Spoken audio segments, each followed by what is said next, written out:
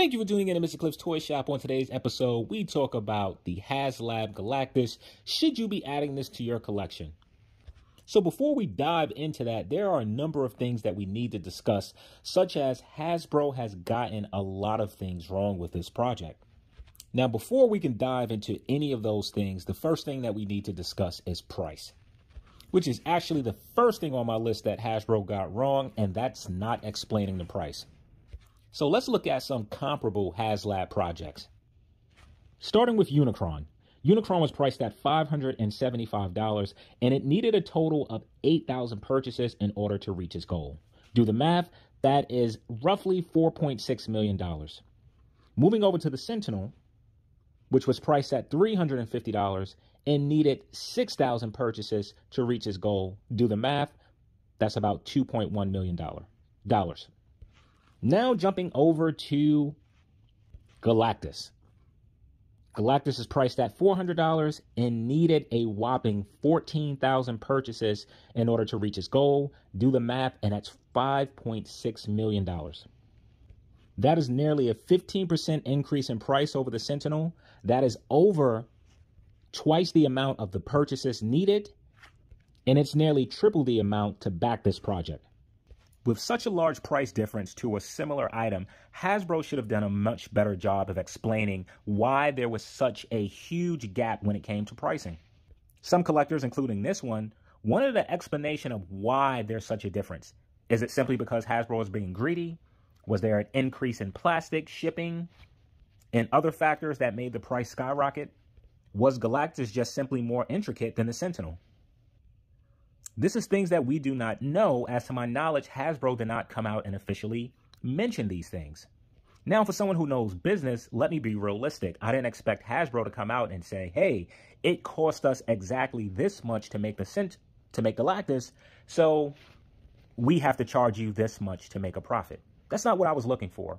What I was looking for was, hey, we know with some questions to why are we requiring an additional 8,000 backers to back Galactus. Here are some of those factors, and I would have been satisfied with that answer. But not having that answer, it is difficult not to wonder with the success with the Sentinel simply is Haslab reaching these astronomical numbers based off the factor that a particular figure did so well, so they feel that they can replicate that with this one. And by no means am I saying that this is the case. So jumping into my number 2 reason that Hasbro went wrong, and that was not showing the unlockable tears. I have no idea why it was this huge secret in the first place. It's just a bad business practice to say, hey, we have all of these unlockable things, but we're not going to show you what they are. If you don't know what the tears are, then really what's the drive to unlock them? I just really can't understand that concept. Now, if they were to show the tears up front, that brings more excitement. Collectors can decide if it's really worth going in order to reach that tier for what's being offered. And this is one of the main reasons that the Mattel fan back project has taken off. They show their unlockable tiers. Jumping over to number 3 on my list, the stretch goals are too high. We have to reach an additional 2,000 backers per tier. Assuming that there are 3 tiers in total, that will be a total of an additional 6,000 backers needed, meaning 20,000 backers in all. So the 6,000 needed to reach the 3 tiers is the same number that was needed to fully fund the Sentinel project. Just think about that for a moment. The number should have been set somewhere between 500 and 1,000. Jumping over to number 4 on my list, and that's what's being offered is not enough. Assuming that for the first tier that we're getting one figure, the Frankie Nova Marvel Legends. Let's do some math again. So for the 2,000 additional backers that are needed, that is a total of $800,000. And for that $800,000, we're getting a $23 Marvel Legend. I said in my first Galactus video that at minimum for tier 1, we should be receiving 3 to 5 Heralds of Galactus. Some people said I was crazy. I'm asking for way too much. What I said then, and I'm going to say it now, perhaps you're not asking for enough. $800,000 For a $23 Marvel Legend to be included as an unlockable tier is despicable for a company the size of Hasbro. And if you as collectors are okay with this, maybe you don't care in the value that a dollar holds. For my dollars, I care for the value that they hold. And here's another way that Mattel was successful in their campaign. When they didn't see their numbers moving as, let's say, fast as they projected, they said, hey, we're going to go ahead and throw in this extra item, something that wasn't even mentioned as part of any stretch goals. We're going to throw this in. Hasbro, it is time that you throw something in. We see another image of Silver Surfer, which I don't care to have another one. There has already been 2 releases. I know some people missed out on them. And hey, I'm fine with a Silver Surfer back-in or pack-in, but that cannot be the second unlockable tier. It cannot. So now, where do I stand? Do I feel that the pricing is fair? Or is Hasbro simply trying to get over? So as far as pricing, $400 plus taxes. Looking at the Sentinel, Galactus is bigger, more plastic. I can see the price going up.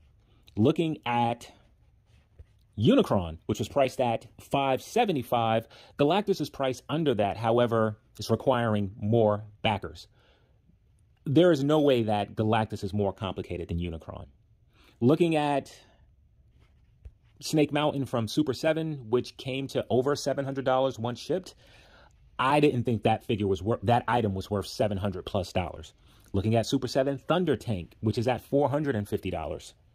Looking at the Blitzwave Voltron, which stands at 15 inches, which is priced $700. So I mentioned all of these things to say that I think the pricing is more than fair. You're getting a 32-inch figure with lights, articulation, intricate detail, and also shipping is included.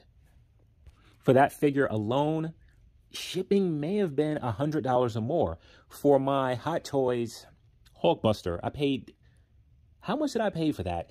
It was somewhere in the area of $80 to $125 to ship that item.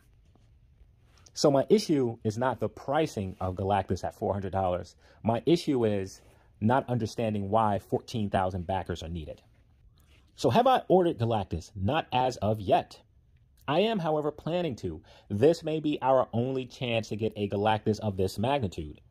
And if I decide not to get this figure is going to sell for double or triple the price at the aftermarket. So worst case scenario, if you are considering, if you're strongly thinking about buying the figure, and then you get it and decide I don't want it, you could always sell it at minimum what you paid for it. So in that, there's no loss. So why haven't I ordered mine yet? I want Hasbro to sweat. I really want them to feel like they need to earn what they're asking for with this project. And that one figure that they're showing and that one silhouette that they're showing, it's not enough. There's a Hasbro live stream coming up this Thursday. And with that, I'm hoping that they show the rest of the unlockable tiers and they decide to throw in something extra.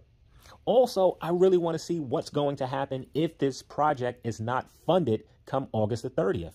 It is no way that Hasbro has this many people who have signed up to back this project, and if they're a few hundred short, that they're not going to move forward with it. I'm just curious to what does that look like? Is that a longer timeline? Is that more unlockables thrown in? So no, I do not want this project to be funded as of August 30th, but ultimately, yes, I want the project to be funded.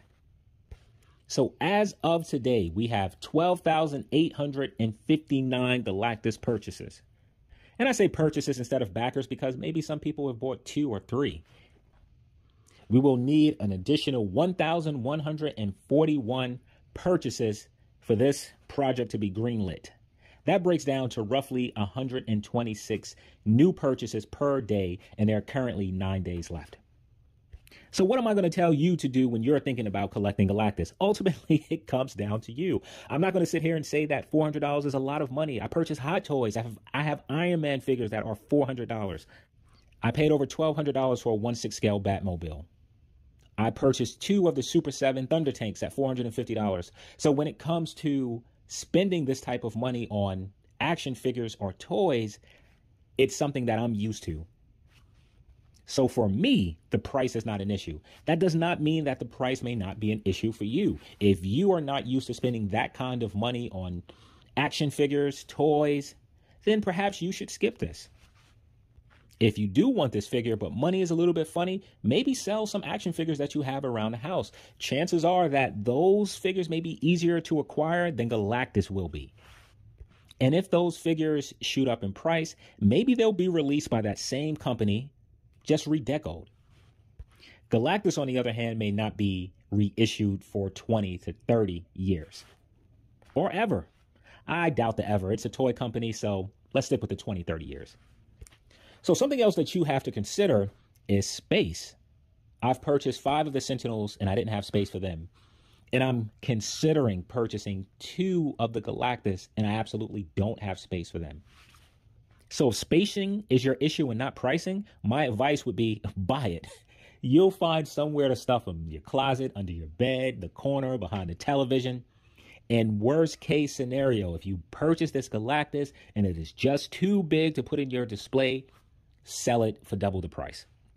And the last thing before we close out this video, do I think that you should buy more than one Galactus to resell? If you have the funds available, absolutely. And I don't want to hear anyone with that scalper argument, which I plan to do a video about sometime. This, in my opinion, is not scalping.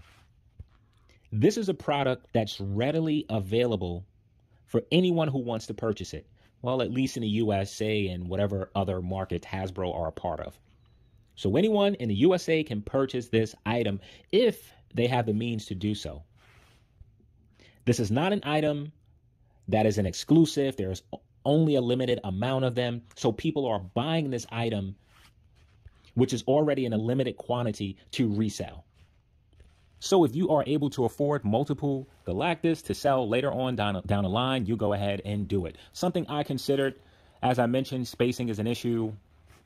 If I was to buy 5 Galactus, I don't know where I would hold them until it's time for me to sell them. Hopefully this video was insightful. By no means am I telling anyone what to do with their money.